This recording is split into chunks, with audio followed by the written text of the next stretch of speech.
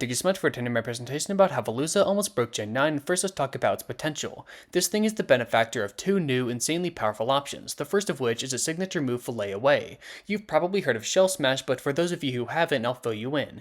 It immediately gives the user a +2 boost to attack, special attack, and speed, dropping both defenses by 1 in exchange. Fillet Away is a reworked version of this. It doesn't make your bulk worse directly, instead reducing your HP by 50%, and if you're below half, it doesn't work. This can be partially worked around with Citrus Berry, keeping you somewhat healthy even after a neutral attack. The second trait it has is Sharpness, a new ability that boosts slicing moves by 1.5 times. This increase is insane and pairs perfectly with its stab moves of choice, Aqua Cutter, and Psycho Cut. Each start at 70 base power but jump to a monster 105, which is very, very high. Veluza also has Night Slash, giving it valuable coverage, and just for good measure, they all have heightened crit chance. Pretty fucking scary. But if you read the title, you know that Veluza isn't actually that good. This is because of its stats. When you see all the things that make it seem nice, the one thing it very obviously needs is bulk. After all, if it can't live an attack after clicking Fillet Away, it won't be able to do much. Unfortunately for fish fans everywhere, Veluza kinda can't. 90, 73, 65 bulk is pretty horrible, making it difficult if not impossible to consistently handle any kind of strong threat.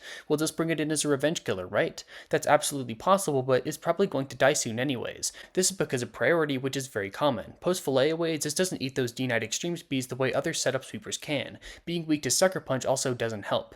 Veluza does have Recover, but it's taking a ton of damage anyway, so that extra health rarely matters. Finally, considering the extreme drawback, the reward just isn't there. 102 attack isn't bad at all, but still misses the power that Source Dancers, Iron Valley, and Nograbon have. It's actually pretty reasonable to live an attack from this thing, even a +2. There just isn't a great reason to run it. While Veluza did have a lot of potential, it sadly didn't come to pass. At this point, I'm going to ask you a question. Would it even be good for the game if Veluza could utilize Fillet Away well? It wouldn't be that hard to make it great. Just give it a solid numbers increase across the board, and this thing could reasonably be insane, but I don't think I'd want to. We can see the possible ramifications when we look at Shell Smash users, which Fillet Away is pretty interchangeable with. Game Freak has been notably careful of what they give this insane move to. The highest base stat total of any Pokemon with it is 530, and it quickly drops off. Even that is a bit misleading though. These guys are always either too slow to consistently sweep teams or too frail to take attacks. Pretty much every Shell Smasher has an easily exploitable fatal flaw. When this idea is broken though, things tend to get a bit wild. In Gen 6 and 7, Mega Blastoise did not have access to Shell Smash. However, after its form was removed, regular Blastoise got access. In National decks, where these two things can be combined, it's really fucking good.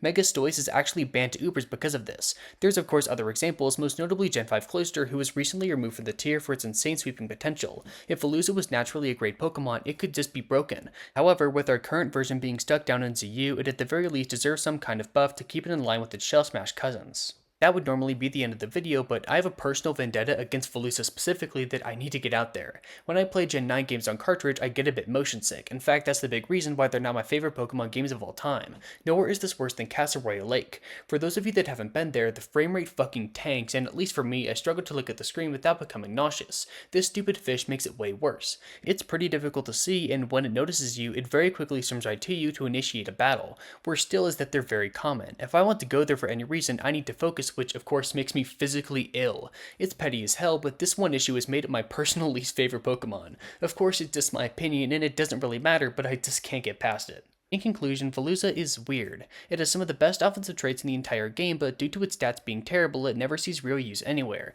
It could be fixed though, likely with some sort of middle ground option. Thank you so much for watching.